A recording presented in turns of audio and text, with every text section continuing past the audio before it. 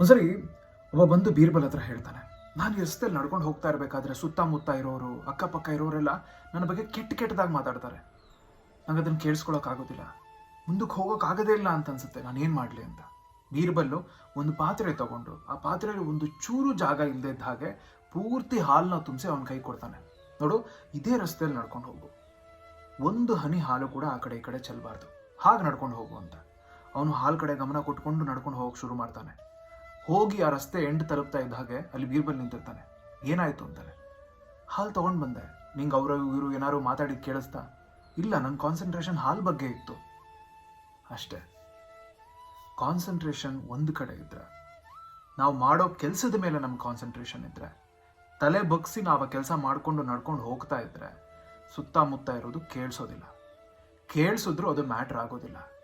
ನಿಮ್ಮ ದಾರಿಯಲ್ಲಿ ನಿಮ್ಮ ಕೆಲಸನ ಬೇರೆ ಯಾರಾದರೂ ಮಾಡ್ತಾ ಇಲ್ಲ ಅಂತಂದರೆ ಅವರಿಗೆ ನಿಮ್ಮ ಬಗ್ಗೆ ಮಾತಾಡೋ ಹಕ್ಕು ಕೂಡ ಇಲ್ಲ.